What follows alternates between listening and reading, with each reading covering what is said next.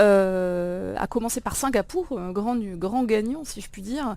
Et alors on peut s'interroger comment font-ils, pourquoi réussissent-ils si bien. Effectivement, parce que c'est une constante. C'est une La présence constante. des Alors, pays asiatiques dans les premières places. fut un temps où on avait plutôt, on donnait comme exemple la Finlande comme étant un pays qui réussissait particulièrement Ouais. bien. Alors, elle reste très bien placée, elle est cinquième, mais elle n'est plus première. Elle s'est fait détrôner par Singapour, la Corée, le Japon, etc. Et alors qu'elle a des méthodes d'enseignement extrêmement différentes de celles des pays asiatiques. C'est d'ailleurs le gros reproche qu'on fait régulièrement à ce classement, c'est de mélanger les torchons et les serviettes. Parce que certains vont vous dire, mais enfin Singapour c'est une île, il y a 5,5 millions d'habitants, comment peut-on se comparer à cette île qui en plus est très florissante économiquement, qui a très peu d'immigration. On va dire la même chose pour le Japon qui lui a très peu d'immigration, même s'il est un peu moins florissant économiquement. Les pays, la Corée du Sud pareil, c'est un pays qui est en pleine émergence. Et puis alors, les régions de Chine dont on parle, qui sont Macao, etc., qui sont très bien classées, ou Hong Kong, en réalité, ce sont des régions qui sont côtières, qui sont des grosses plateformes, des grosses places financières, économiques, commerciales, etc. Si on se comparait avec d'autres régions du centre de la Chine, je pense qu'on n'aboutirait pas tout à fait au même résultat. Ceci dit, il faut bien tirer des leçons parce que s'ils arrivent tout en haut, c'est pas uniquement parce qu'ils sont plus performants que nous économiquement, c'est qu'ils ont une façon d'enseigner, une façon de concevoir l'enseignement qui est très différente. Alors on a cette influence confucéenne, la religion dominante là-bas, où on a un très fort respect du maître, on a un contrôle des parents sur les devoirs scolaires, sur le travail scolaire qui est extrêmement important, certains diraient même trop peut-être. Par exemple en Corée du Sud, il faut savoir que certes ils sont très hauts dans les classements, mais ils ont un taux de suicide aussi très important parmi leurs adolescents, parce qu'en partie en raison de cette angoisse scolaire qui est vraiment très très forte chez eux, en raison de la pression qui réside dans ce pays. En revanche, Singapour par exemple, pourquoi ils réussissent si bien, ils payent leurs enseignants très bien. Il faut dire que nous, par exemple, aujourd'hui, les professeurs qui deviennent professeurs des écoles, ce ne sont pas forcément les meilleurs étudiants scientifiques ou les meilleurs étudiants littéraires. Ce sont des gens qui parfois choisissent ce métier par défaut. Pourquoi ? Parce que c'est pas bien payé. On commence à 1300 € net, Sylvain, un métier d'enseignement. Donc quand on est surtout dans une filière scientifique en France, on peut être tenté par l'ingénierie, par des métiers beaucoup plus lucratifs. À Singapour, ils ont fait une réforme en 1997 et ils ont décidé de payer leurs enseignants de la même façon qu'un ingénieur. Donc ça a attiré le premier tiers des meilleurs étudiants scientifiques. Donc déjà, ça c'est un point très important ça. On a Philippe sur le chat qui nous dit le nombre d'enseignants n'est pas en cause, certains élèves ne s'intéressent pas aux études. Est-ce qu'on peut l'expliquer aussi par un phénomène comme ça, d'élèves qui seraient moins intéressés que par le passé, parce qu'ils apprennent à l'école ? Alors, je pense que c'est pas si simple. Alors c'est vrai que, encore une fois, comme je vous le disais tout à l'heure, les pays asiatiques, dans les pays asiatiques, les parents, la famille, il y a un grand respect du professeur, les parents mettent énormément de pression sur le travail. Le travail est une valeur extrêmement importante dans les pays asiatiques, certainement plus forte que chez nous. Est-ce que alors après, jeter la pierre sur les enfants, sur les adolescents en disant ils veulent rien faire, ils n'ont d'appétence pour rien, etc., c'est peut-être un petit peu exagéré en effet. Mais oui, il y a des différences entre nous et ces pays-là. Alors, passons un petit peu en revue le classement, il est là, donc on voit ici les rangs, 1, 2, 3, 4, 5, 6, etc. Donc on voit que Singapour, effectivement, est en tête, et en mathématiques, et en lecture, et en sciences. On voit que effectivement les pays asiatiques sont bien classés, on voit Hong Kong, Macao, on voit l'Estonie en troisième position. Oui, l'Estonie, c'est la petite intruse cette année. Ouais. C'est une surprise. C'est une surprise, mais apparemment ils ont fait des réformes importantes de leur système éducatif qui ont porté leurs fruits et ils ont réussi à très fortement augmenter leur niveau scolaire. Mais on n'a pas beaucoup de détails malheureusement. J'ai posé des questions hier parce qu'on avait une petite explication à l'OCDE pour comprendre, mais on n'avait pas beaucoup d'explications sur la montée de ce pays. Donc la Finlande, on le disait, toujours bien classée, qui est là, en pays européen, puis le Canada, Alors le Canada aussi qui reste une valeur sûre dans PISA, qui est toujours très bien classé. Et là encore, on va vous dire oui, mais alors le Canada, attention, c'est un pays qui a l'immigration est choisie. C'est pas, on peut pas franchement comparer non plus avec notre façon. Et puis il y a de grosses différences aussi selon les régions du Canada. Par exemple au Québec, ils se débrouillent moins bien que dans l'Ontario. Donc l'Ontario est considéré comme la fine fleur de la réussite canadienne. J'étais allée, effectivement, on a des. Alors là, par exemple, ils ont des écoles qui sont très autonomes. Ils ont des professeurs qui vont enseigner plusieurs matières et pas seulement une. Il y a beaucoup de tutorat aussi. Dès qu'un enfant est en difficulté, là-bas, il va être pris en charge par quelqu'un au sein de l'établissement qui va repérer ses difficultés. Voilà. Et puis on a un investissement aussi de ce pays qui est plus important que le nôtre en matière d'éducation. Et alors, je vois ici le Vietnam en 8e position en matière de sciences. C'est un pays qui est... Alors le Vietnam, c'est un pays qui a une grande tradition, comme d'ailleurs tous ces pays asiatiques, qui a toujours une grande tradition, un gros investissement sur tout ce qui est arithmétique, etc. Plus que nous. Moi je parlais par exemple hier à Michel Fayol, qui est un spécialiste de l'apprentissage en France. Il m'expliquait que on est très très porté sur l'apprentissage de la lecture, de l'écriture, du langage. Eux, c'est l'apprentissage de l'arithmétique, des mathématiques en primaire par exemple, est beaucoup plus fort. Et donc on descend en bas du classement, donc à gauche ici, regardez, à gauche ici, donc c'est la colonne de la science, et on descend et on voit que la France arrive 26e vers les États-Unis, la Norvège, le Portugal, la Pologne, le Danemark, et on note qu'en mathématiques également, la France est 26e, un peu moins basse dans le classement en matière de lecture. C'est une tradition française, la littérature, plus que les sciences. On peut dire ça si vous voulez. Je sais pas, oui, non, c'est vrai. Mais bon, cela dit, 19e, c'est pas non plus, encore une fois, 5e puissance mondiale, 19e, c'est pas glorieux.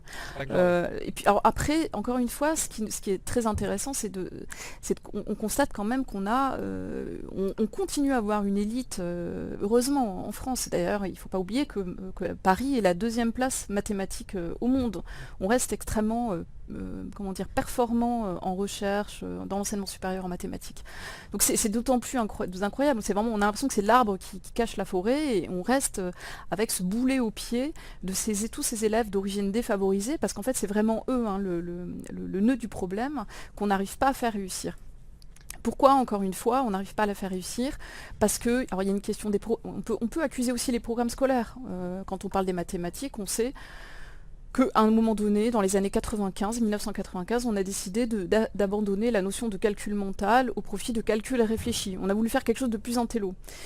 Et puis on est revenu dessus dans les années 2008, puis 2015, ça a été confirmé. On a dit non, il faut réintroduire le calcul mental. Le problème, c'est qu'il faut que les enseignants et le temps d'appréhender tous ces nouveaux programmes qui changent quand même beaucoup. Pas, la stabilité des programmes, ce serait peut-être pas plus mal, parce que chaque fois qu'un politique arrive, il change les programmes. Ouais, justement, on a Ramzi sur le chat qui nous dit à quand un changement des programmes éducatifs. C'est pas aussi simple, parce qu'en fait, il y en a sans arrêt. Il y en a sans arrêt, en fait, des changements. Alors des gros changements, il n'y en a pas non plus tout le temps, mais disons qu'en moyenne, tous les 3 ans, on a des changements de programme. Quand c'est pas au primaire, c'est au collège, quand c'est pas au collège, c'est au lycée. Et ce qui est important, c'est aussi qu'un programme s'installe dans la durée, fasse ses preuves, parce que finalement, il faut qu'une génération entière ait testé ce programme pour voir s'il est performant ou pas performant. Est-ce qu'on est obligé de tout changer? Est-ce qu'on ne peut pas changer de façon peut-être plus pointue certaines choses? Par exemple, encore une fois, Michel Fayol, donc ce spécialiste de l'apprentissage, me disait on n'a aucune espèce d'évaluation en France. On ne sait pas finalement aujourd'hui ce qu'un élève de CP retient de son programme en mathématiques. Est-ce qu'il est capable de faire tel ou tel type d'addition? On ne sait pas, parce qu'on manque d'évaluation. Tout a été supprimé. Par exemple, quand Sarkozy est parti, était remplacé par Hollande, on a supprimé toutes les évaluations. Parce que c'était pas bien vu par un certain nombre d'enseignants, c'est très critiqué, etc. Donc on a supprimé le thermomètre. Donc on ne sait plus où on en est. Donc là, bon, maintenant tout le monde est plus ou moins d'accord pour dire qu'il faudrait en remettre. Donc on est toujours tout le temps dans un mouvement de balancier, on supprime telle notion des programmes parce qu'elle est trop intello, ou alors elle est au contraire trop normative, et puis on revient en arrière, etc.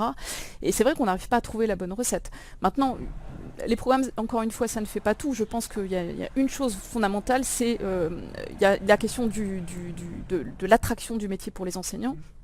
Aujourd'hui, nos concours n'attirent pas les meilleurs des étudiants scientifiques, par exemple. Parce que, encore une fois, c'est pas suffisamment bien payé, parce que on n'est pas les seuls à avoir ce problème de recrutement dans les filières scientifiques, mais on ne peut pas imaginer avoir d'excellents résultats en maths et en sciences à partir du moment où on n'arrive pas à attirer vers l'enseignement de bons étudiants scientifiques. On voit Jean-Michel sur le chat qui nous dit « Et après ? Faut-il être ultra bon en maths pour réussir dans la vie et être productif ?» C'est vrai qu'on peut s'interroger sur les critères aussi d'analyse de ce classement. Oui, alors l'enjeu évidemment c'est pas d'être de tous devenir ingénieurs. J'avais mal coupé son. Je prenais le commentaire de Jean-Michel qui nous disait « Et après faut-il être bon en maths pour réussir dans la vie et être productif ?» Ça s'interroge sur les critères. Oui, alors l'enjeu, vous avez raison Jean-Michel, c'est pas que tout le monde devienne très performant en maths ou devienne ingénieur. On n'est pas tous destinés à devenir informaticien ou ingénieur, agronome ou je ne sais quoi. En revanche, avoir un niveau quand même, des maths on en a besoin quand même partout. On en a besoin quand on est devant un écran, on en a besoin quand on est dans un magasin pour rendre la monnaie, on en a besoin quand on est devant un tableau Excel, on en a besoin aujourd'hui dans la plupart des métiers. Et le problème c'est de ne pas être atteint d'inumérisme, cette notion qui signifie qu'on est tellement, on n'arrive tellement pas à obtenir le niveau minimal en mathématiques que ça devient handicapant dans la vie professionnelle. L'enjeu il est plutôt là aujourd'hui, surtout pour ces 20% d'élèves qui ont un niveau vraiment très faible en mathématiques à l'âge de 15 ans. Flavie sur le chat nous dit, c'est une question, Flavie sur le chat nous dit, et ça semble de bon sens, pourquoi ne pas se baser sur les programmes éducatifs des autres pays, des pays qui réussissent? C'est une question de culture aussi. Oui, alors on s'y intéresse. Par exemple, on s'est rendu compte qu'à l'époque où la Finlande était numéro 1, alors il y a eu beaucoup de voyages de parlementaires qui allaient faire des tours en Finlande, hein, ça c'était le grand truc là. On s'est rendu compte par exemple que la Finlande ne faisait pas redoubler, mais prenait en charge les élèves en difficulté dans telle ou telle partie disciplinaire pour les remettre au niveau, mais sans les faire redoubler. Et nous, ça, on ne le fait pas. C'est-à-dire alors certes, on a arrêté de faire redoubler, on fait beaucoup moins redoubler les élèves, mais en revanche, on ne prend pas en charge les élèves en difficulté. Donc finalement, ils continuent comme un boulet à passer de classe en classe sans que leurs difficultés soient traitées. Donc on n'a pris qu'une partie de leur recette. Ça, c'est un peu problématique. En revanche, pour les sciences, par exemple, on a compris qu'en Finlande, on était plus sur la manipulation, sur l'expérience. Donc on a essayé quand même un petit peu de mettre ça en place. Les nouveaux programmes qui ont été définis cette année avec Najat Vallaud-Belkacem, hein, la ministre actuelle, essaient de tenir compte de cela, effectivement. Jean-François, sur le chat, nous dit pourquoi avons-nous autant de grands mathématiciens et Nobel français si on est si nul? Alors oui, alors ça c'est tout le paradoxe effectivement. Le fait est qu'en réalité, d'abord on a une élite qui reste très forte malgré tout. On a parmi les 8%, 10% d'élèves très bons, certainement on aura peut-être un Nobel dans 15 ans, dans 20 ans, qui sait. Mais ça reste une toute petite élite. La place mathématique de Paris est effectivement la première du monde. On a d'excellents résultats aussi pour les Nobel de médecine, etc. On est évidemment très très bon. Mais il s'agit de quelques centaines de personnes tout au plus. Là, on ne s'intéresse pas à l'élite, on s'intéresse à l'ensemble de la population française. Donc si vous voulez, le point de vue n'est pas le même. C'est difficile de comparer les deux. Eric pose une question sur les syndicats. Il nous dit évaluer les acquis des élèves revient à évaluer les enseignants. Les syndicats refusent cela. De quoi ont-ils peur?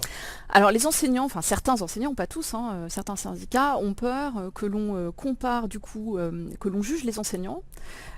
Alors, il y a toujours cette idée qui pourrait être salarié au mérite, qui pourrait avoir des primes au mérite, donc ça ils en veulent pas parce qu'ils disent que ça serait la prime à la bonne tête en fait, hein, comme dans le privé, donc ça ils veulent absolument pas de ça.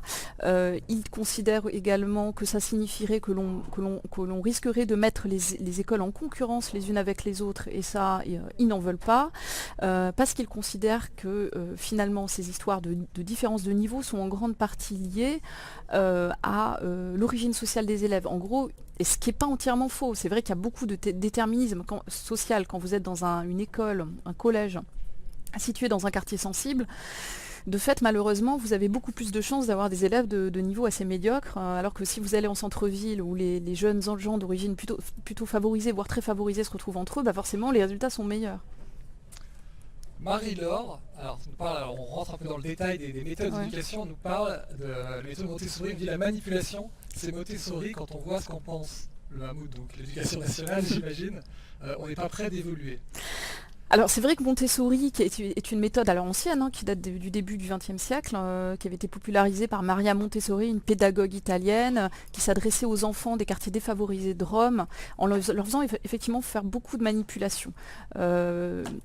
D'ailleurs comme les Asiatiques, qui utilisent encore beaucoup le boulier pour apprendre l'arithmétique, etc. Alors on ne peut pas dire que l'éducation nationale soit indifférente à ces méthodes parce que vous avez beaucoup d'enseignants aujourd'hui, notamment, surtout en primaire, parce que ça concerne surtout l'école maternelle et puis un petit peu l'école primaire, Montessori. Ouais, là on rappelle que c'est... Là il s'agit d'élèves de 15 ans, PISA en revanche. Mais oui, Montessori est utilisé dans certaines classes, beaucoup d'enseignants s'en inspirent depuis très longtemps. Ça a été popularisé par une personne très médiatique, Céline Alvarez, qui a fait un livre à succès, je crois, qui est en tête des ventes aujourd'hui des essais éducatifs. Mais... non, si l'éducation nationale, si vous voulez, s'y intéresse, mais il faut savoir que équiper une école maternelle en Montessori, c'est quelque chose comme 200 activités à acheter. Ça coûte très cher. Céline Alvarez, je crois que pour équiper sa classe, il a fallu 6 000 €, même un peu plus, 10 000 € je crois, rien que pour équiper une classe de maternelle.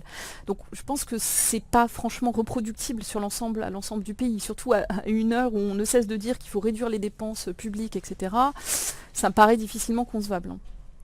Kounal sur le chat, écoute ce que tu dis donc à propos des différences de traitement entre les endroits les plus favorisés et les moins favorisés en France, et il dit simplement pourquoi ne pas donner plus de moyens aux milieux défavorisés en remontant le niveau plus bas, la moyenne montrait, ce qui est assez logique. En fait, c'est ce qu'on essaye de faire depuis pas mal d'années. Oui, alors c'est tout à fait logique effectivement, Koun, puisqu'il s'agit, c'est ce que tentent de faire les ZEP depuis 30 ans.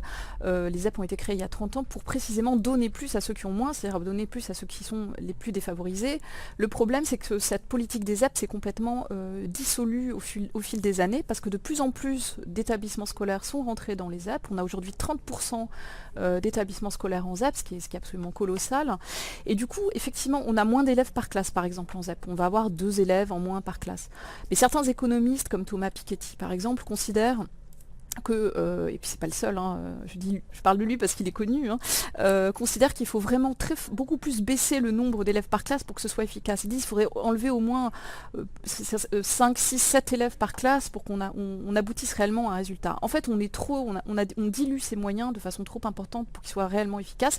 Et puis le problème, c'est que on reste en ZEP. C'est-à-dire que ces élèves de ZEP, ce sont des enfants qui sont d'origine défavorisée, qui sont entre eux, un peu comme quand même dans des ghettos urbains, et qui s'entraînent pas, on met des mauvais entre guillemets entre eux, d'origine sociale défavorisée, même en réduisant un petit peu les classes, ça reste compliqué. Et puis il faut savoir aussi que les enseignants qui vont dans ces établissements, vous le savez certainement, on le dit régulièrement, tous les journalistes, ce sont des enseignants qui ont très peu d'expérience, qui sont envoyés entre guillemets dans ces établissements scolaires, donc ils pataugent un peu au début, c'est pas forcément évident, ils sont jeunes, ils n'ont pas forcément envie d'y aller, on les envoie en Seine-Saint-Denis alors que c'était pas forcément leur choix de prédilection. Il y a beaucoup d'absentéisme du coup chez les profs, chez ces enseignants, et on sait que, et puis il y a aussi beaucoup de problèmes de discipline dans ces établissements. Il faut savoir que les élèves qui y sont, ils perdent en moyenne 1 heure par semaine, je crois, de français, parce que le professeur passe énormément de temps à mettre de l'ordre en fait dans la classe, par rapport à un établissement de centre-ville. Donc oui, on a l'impression qu'on leur donne plus, et c'est vrai, on leur donne plus financièrement, mais en réalité, les résultats sont pas au rendez-vous. Donc c'est vrai que c'est pas très joyeux comme constat. Je te soumets ce commentaire de Laurent sur le chat qui nous dit qu'il donne envie aux jeunes de devenir profs et que les gens aient envie de garder leurs enfants dans le public. Alors, cette distinction public-privé, est-ce qu'elle a un impact sur ce classement? Alors, tout ça c'est très... Public, école privée, donc. Oui, alors... C'est un argument qui revient souvent. Alors, est-ce qu'il faudrait supprimer les écoles privées et aboutir à un grand service public d'éducation, dans ce cas, en imaginant qu'effectivement il y aurait peut-être moins de différences sociales entre les établissements scolaires. Sauf que en 1984, je vous rappelle quand même qu'il y a eu une énorme manifestation avec des millions de gens dans la rue qui considéraient que c'était, alors que Mitterrand voulait aboutir à ce résultat, ces gens ont considéré de façon très importante qu'ils voulaient leur école privée. Pourquoi? Parce que l'école privée privées, c'est pas uniquement pour contourner la carte scolaire, il y a aussi des gens qui mettent leurs enfants parce qu'ils ont des convictions religieuses, parce qu'ils considèrent que l'encadrement, l'enseignement, il est différent, il est plus intéressant, ils y sont attachés parce que même ils sont allés. On peut pas empêcher les gens effectivement de mettre leurs enfants dans le privé. Et puis il faut savoir que le privé, c'est pas monolithique. Vous avez effectivement des établissements parisiens catholiques sous contrat qui sont très élitistes. On va avoir des enfants issus de milieux sociaux très favorisés, c'est vrai. Mais c'est aussi le cas des écoles publiques parisiennes, qui sont également très élitistes, parce que les gens qui vivent à Paris sont très favorisés. En revanche, si vous allez en province, dans beaucoup de villes de province, des villes moyennes, si vous allez à Colmar dans le Haut-Rhin, dans les collèges privés, je ne pense pas que vous ayez ce problème d'élitisme tel que vous pouvez le retrouver à Paris. Donc il faut faire attention d'où on se place. Vous avez d'ailleurs des établissements privés qui réussissent très bien en banlieue.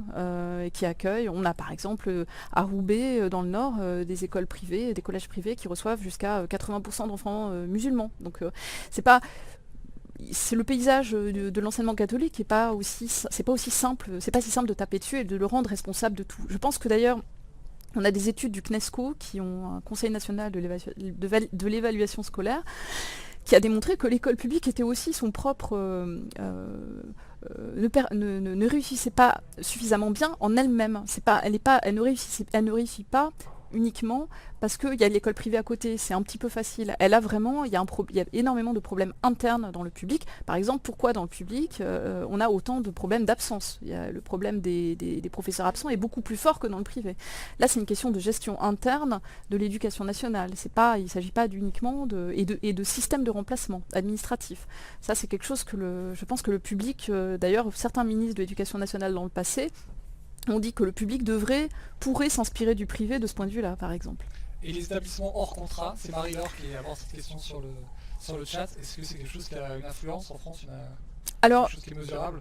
Le hors contrat, franchement, aujourd'hui, c'est quand même extrêmement négligeable. Je pense que c'est même pas 1% des élèves sont dans leur contrat.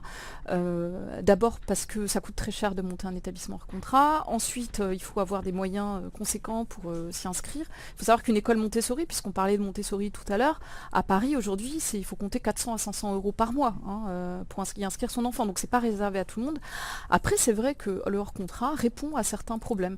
Vous avez des enfants et des parents qui sont tellement désespérés, que ce soit du privé sous contrat ou du public, qui finissent par avoir recours au hors contrat, parce que c'est vrai que ce sont des tout petits effectifs souvent, ça c'est le gros avantage du hors contrat.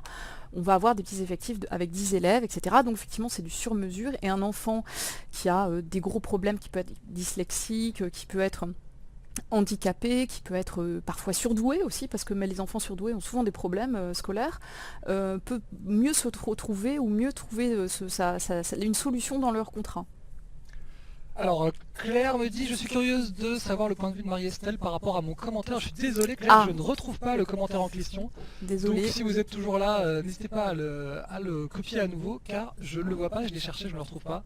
Mais on le prendra bien sûr si vous êtes encore là et que vous pouvez le recopier. On nous parle du degré d'exigence. Voilà, Julien qui nous dit: à force de baisser les exigences, normal qu'on se retrouve avec de tels résultats.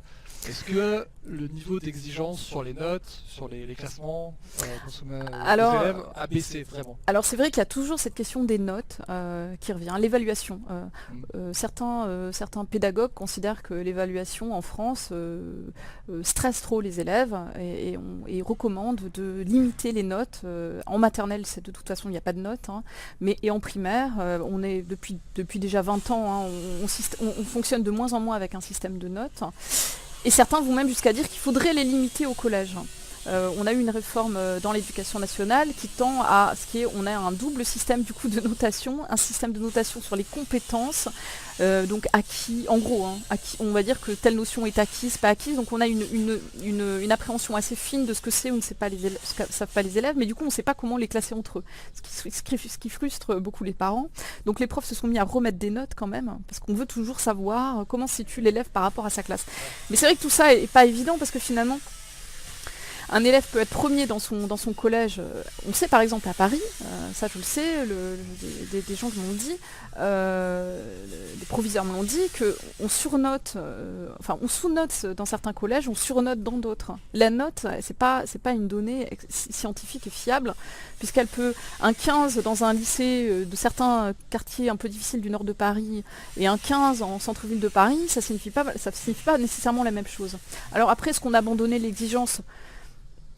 Je pense pas qu'on puisse dire qu'à Louis le Grand, Henri IV, on ait abandonné l'exigence. Non, ça reste très difficile. Ça reste toujours très difficile d'obtenir un bac S, un bac scientifique, qui reste le fleuron de notre baccalauréat. Après, c'est vrai que dans certaines disciplines, alors j'ai eu une professeure, la responsable des classes préparatoires, par exemple de sciences physiques et chimie, Sylvie Bonnet, là, tout à l'heure au téléphone, elle m'a expliqué qu'elle considérait que les derniers programmes de 2011 concernant le lycée avaient abaissé les exigences en sciences, puisque c'est notre sujet aujourd'hui, hein, c'est PISA, c'est les sciences. On avait voulu rendre les sciences beaucoup plus attractives et brillantes et agréables pour les élèves. Donc on s'est mis à... on va parler par exemple du boson de Higgs.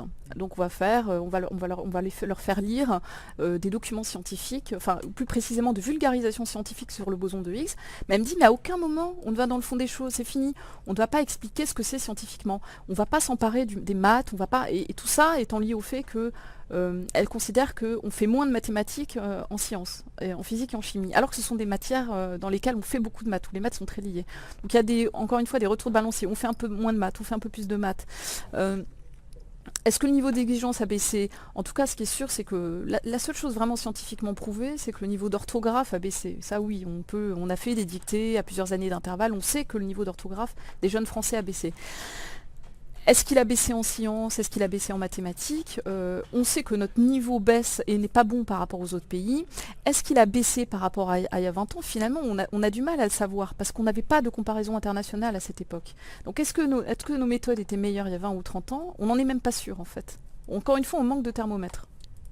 Ramzi pose cette question, comment jugez-vous l'éducation pour les personnes handicapées? Est-ce que c'est pris en compte dans ce classement? Non, c'est pas pris en compte dans ce classement. La France a fait beaucoup de progrès en la matière. On a depuis je crois que c'est en 2005, à l'époque de Jacques Chirac, une loi qui impose d'inclusion, en fait, qui impose d'inclure les élèves handicapés au sein des établissements primaires, notamment, puis collège, lycée, autant que ce soit possible. Mais c'est pas toujours possible pour toutes les pathologies. Mais on a fait des travaux pour que les élèves en fauteuil roulant accèdent plus facilement aux classes, etc., etc. Donc il y a beaucoup de progrès, mais il y a beaucoup à faire aussi. C'est-à-dire qu'on a régulièrement des cas d'enfants, d'élèves qui se font exclure de leurs établissements parce que il faut changer d'étage et en fait on se rend compte que c'est pas possible parce que on leur dit changez d'établissement parce que nous notre établissement votre salle de classe elle est là-haut donc on va pas pouvoir vous y inclure.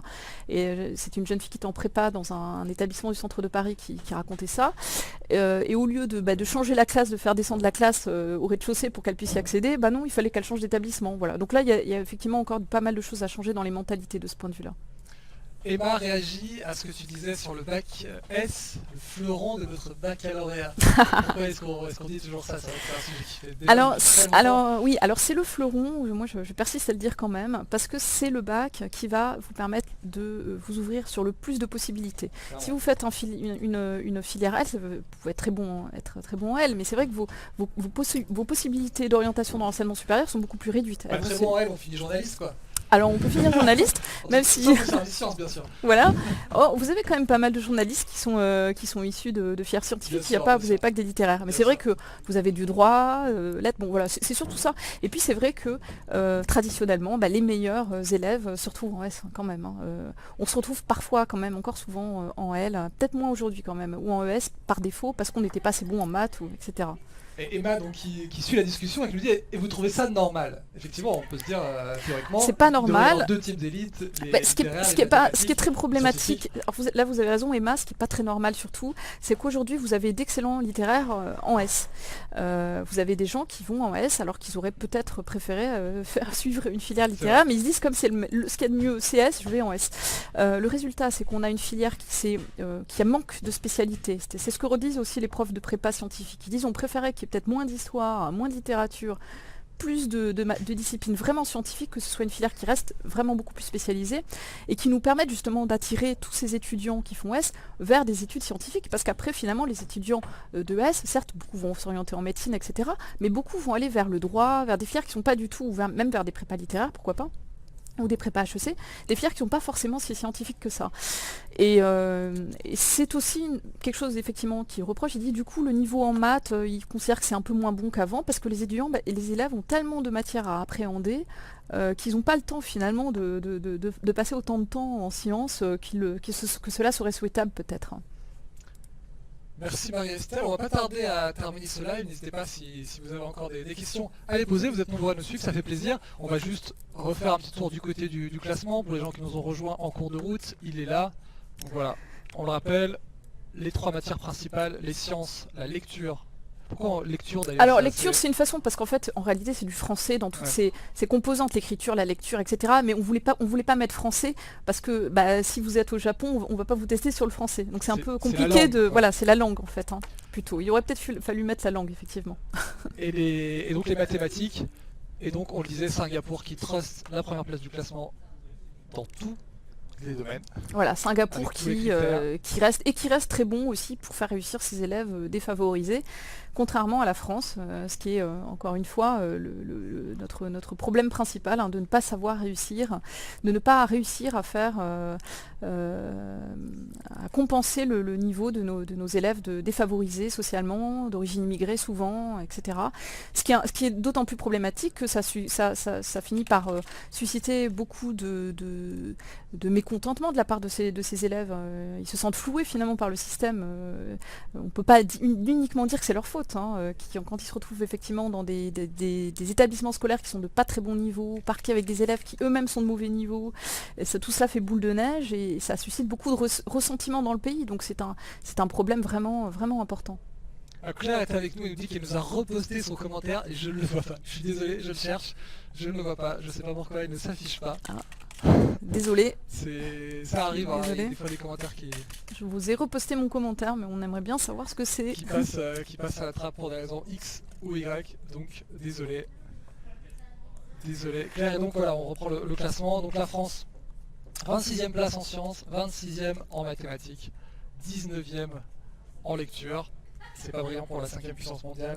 C'est pas catastrophique, mais pas brillant. C'est pas brillant et c'est pas brillant, et surtout ce qui est encore une fois bien au-delà de le fait qu'on soit 26e ou 25e, encore une fois notre problème c'est qu'on a quand même 20% d'enfants qui à 15 ans ont un niveau vraiment très insuffisant et qu'est-ce qui va se passer derrière en fait? Ça va être ces enfants-là, ces adolescents-là qui vont décrocher, qui vont se retrouver sans diplôme, qu'on va retrouver dans des petits boulots mal payés, au chômage éventuellement. Donc c'est vraiment un problème stratégique pour le pays et j'espère que nos prochains, peut-être le prochain quinquennat, nos prochains ministres sauront répondre à cette question. En tout cas, il faut l'espérer. Ça c'est pour John qui nous dit si vous êtes en direct, grattez votre nez. Oui, c'est un vrai direct. C'est pas une arnaque ce direct. C'est pas un vrai direct. Voilà, se gratte le nez. Et je confirme, il était en train de se gratter le nez. Voilà. Voilà. Et donc Claire, voilà, la question Claire concernait le système de notation. Je ne sais pas ce qu'elle est. Est-ce que c'est le système de notation français ou est-ce que c'est le système de notation de ce classement?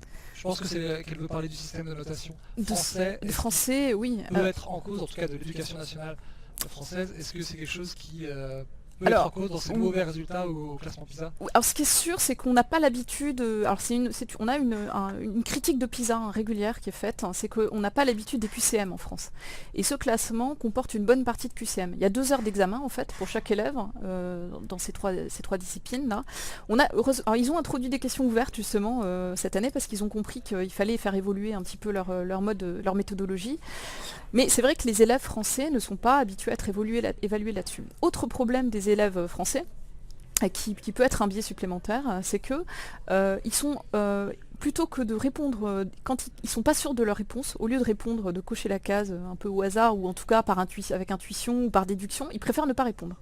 Donc ils ont 0 entre guillemets comme résultat. Alors que les autres, dans d'autres pays, on va plus volontiers cocher une case un peu par déduction sans être complètement sûr. Parce que les élèves français manquent de confiance en eux. Ça c'est aussi une caractéristique qui revient dans tous les classements PISA depuis 10 ans.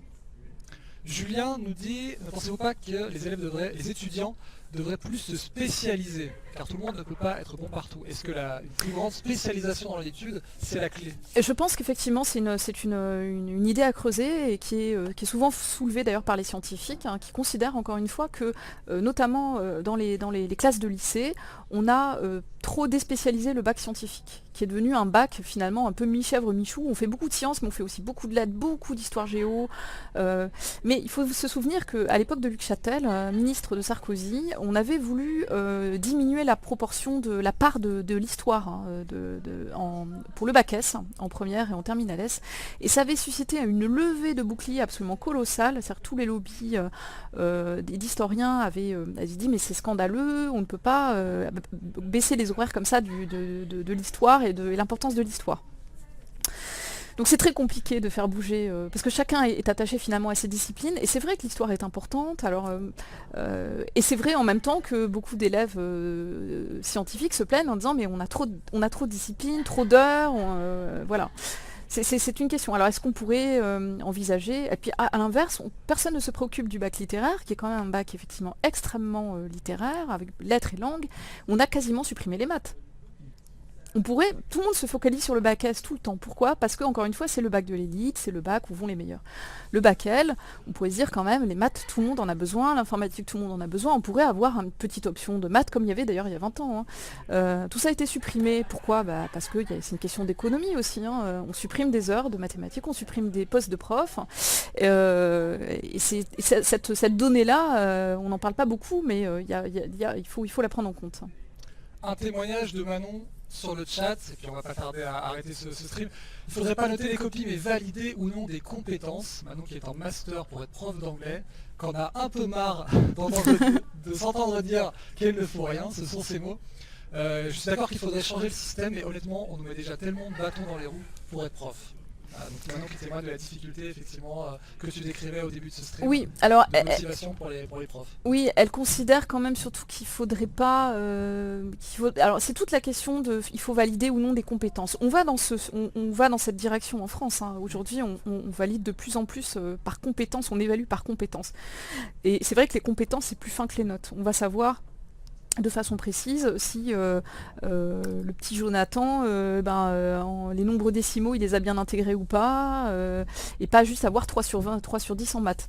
Donc c'est plus intéressant, c'est plus fin pour suivre un élève. Maintenant, il faut qu'il y ait du suivi derrière de la part des parents, et les parents, le problème, c'est qu'ils ne comprennent pas toujours très bien ce type d'évaluation. On reste très très attachés aux notes en France. Je pense qu'on est en train d'évoluer. On a aujourd'hui un double système d'évaluation déjà et en primaire et en collège, et ça va continuer à évoluer dans ce sens-là, bien sûr. Ça y est, on a une question de Claire. Enfin Claire est revenue. Qui concerne le bac professionnel. C'est vrai qu'on n'en a pas vraiment parlé. C'est au bac qui sont pas suffisamment valorisés. Alors bien sûr. Alors le bac professionnel, alors on en parle quasiment jamais. Pourtant c'est quand même 30% des bacheliers passent un bac professionnel. Ils sont pris en compte. Ils sont pris en compte dans le sens où ce sont des élèves de 15 ans, voilà. Donc ils sont en troisième, a priori, pour la plupart d'entre eux. Ah oui, bah oui. Donc ils ne sont pas encore en filière professionnelle, donc ils sont bien là-dedans. Ouais. Alors quand on parle du bac professionnel, oui bien sûr il n'est pas assez valorisé, puisque aujourd'hui les professeurs sont les premiers à envoyer en bac professionnel. En gros, pourquoi on va en bac professionnel aujourd'hui? Parce qu'on n'a pas le niveau pour aller en bac général ou en bac technologique. Les élèves qui y vont par choix, parce qu'ils souhaitent aller dans telle ou telle filière professionnelle, sont en réalité pas si c'est pas si fréquent. Et ils doivent même parfois se battre quand ils disent je veux faire telle filière très particulière, etc. Les profs disent quand même c'est dommage, tu pourrais pousser un peu plus vers le bac général ou le bac technologique, c'est parce que c'est plus prestigieux, parce que ça ouvre plus de portes, etc. Et ce qui est idiot, parce qu'effectivement, vous avez par exemple, un pays comme l'Allemagne parvient à réussir à donner un lustre à l'apprentissage, au bac, à l'équivalent du bac professionnel, beaucoup plus important que chez nous. Nous, ça reste un peu une filière qu'on fait par défaut, malheureusement. Et pourtant, on a besoin, bien entendu, d'élèves qui vont dans ces filières-là. Merci Marie-Estelle, on va se quitter sur les articles du Figaro. Si le sujet vous intéresse, je vous les indique. Je crois qu'il y a notamment le tien, je ne sais pas lequel c'est. Bon, j'en ai fait plusieurs, oui. Plusieurs, ouais, effectivement. il y en a pas qu'un fait seul. là quelque chose sur l'apprentissage par la répétition, qui est la Voilà. clé du succès des pays asiatiques. Voilà, j'ai fait faire quelque chose sur les recettes Voilà. des pays asiatiques, pourquoi ils réussissent aussi bien. Voilà, il y a eu plusieurs questions à ce sujet au début du stream. Pourquoi est-ce qu'on fait pas tout simplement comme eux? Les réponses sont ici. Et puis, Une interview, tu de en Michel parlais également, Fayol. de Michel Fayol, tu peux nous rappeler de Michel Fayol? Michel Fayol, c'est comment dire, un spécialiste de l'apprentissage, et notamment il s'est très fortement penché sur la question des mathématiques, l'apprentissage des mathématiques, et donc il analyse un peu tous ces résultats internationaux sur les mathématiques. On en a eu un aussi la semaine dernière, un Teams, qui est encore un autre différent de PISA, et qui lui aussi qui était même pire que PISA, hein, en termes de Pour la résultats France, pour les mathématiques, pour la France, Pour ouais, la France. tout à fait. Et enfin, évidemment, l'article sur Voilà, le et puis classement, avec, si vous voulez retrouver en détail tous les chiffres. Voilà, et puis avec expliqués. mon alter ego Caroline Beyer sur l'éducation, voilà, nous avons fait plusieurs papiers que vous pouvez lire sur la page du Figaro, et puis demain aussi sur le papier, d'autres papiers encore à lire. Évidemment, sur le Figaro papier. Merci à vous de nous avoir suivis. Merci à Manon, merci à Julien qui nous remercie. C'est nous qui vous remercions de nous avoir suivis et d'être venus discuter avec nous. C'était cool. Et puis n'hésitez pas à vous abonner à la page si vous ne l'êtes pas encore, à la page Facebook du Figaro. Et on se retrouve